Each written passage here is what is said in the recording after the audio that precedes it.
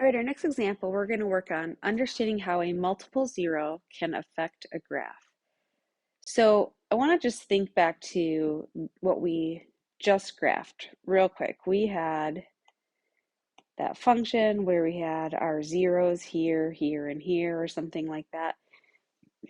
And we sketched in a graph that, what it looked like this, I think, if I'm remembering right.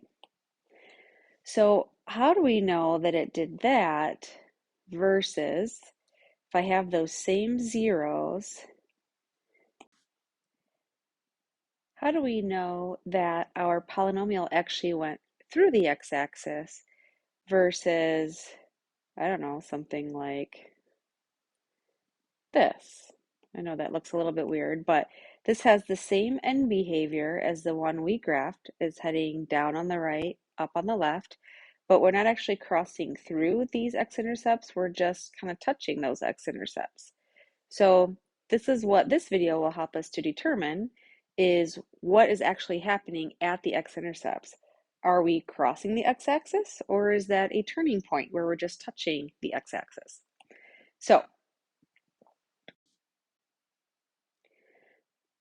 let's take a look at this. How does a multiple zero affect the graph of a polynomial function? So just to understand what a multiple zero is, and we have, well, I'll just show you these examples down below. We have them right here. So multiple zero is when, you guys have seen this before with your factoring. If you factor and you get the same factor twice.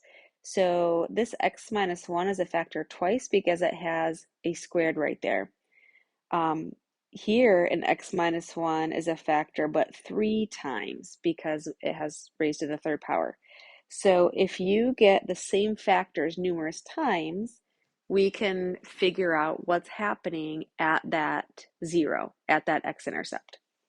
All right, so the multiplicity of a zero, let's write in what that is. It determines how the graph behaves at the x-intercepts.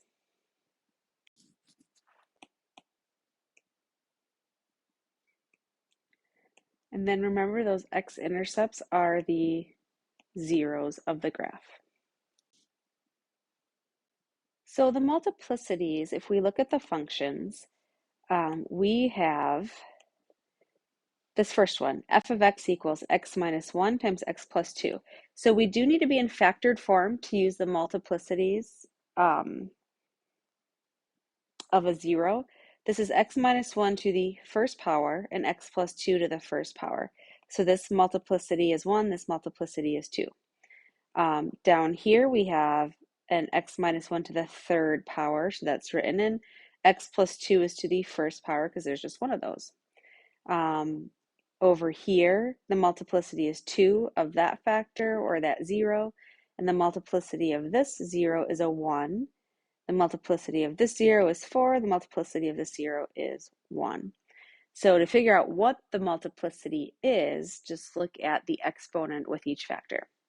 So if that multiplicity is odd, that means the function crosses the x-axis.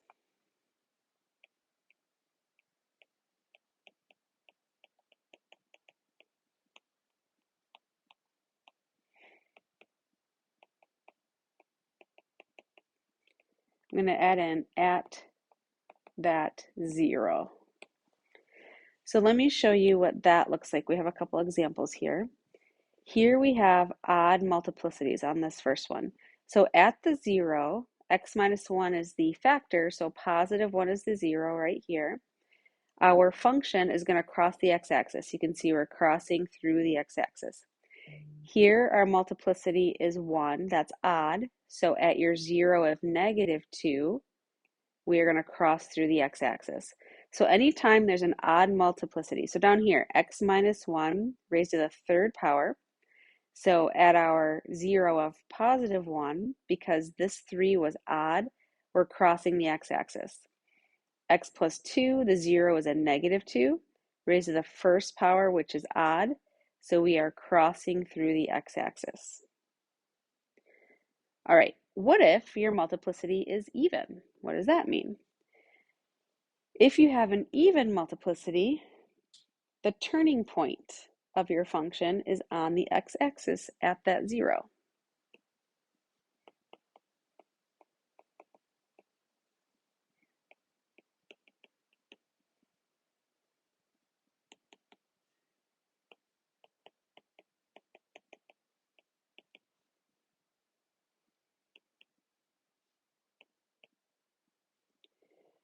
And this will mean that your polynomial touches the x-axis. It will not cross through it.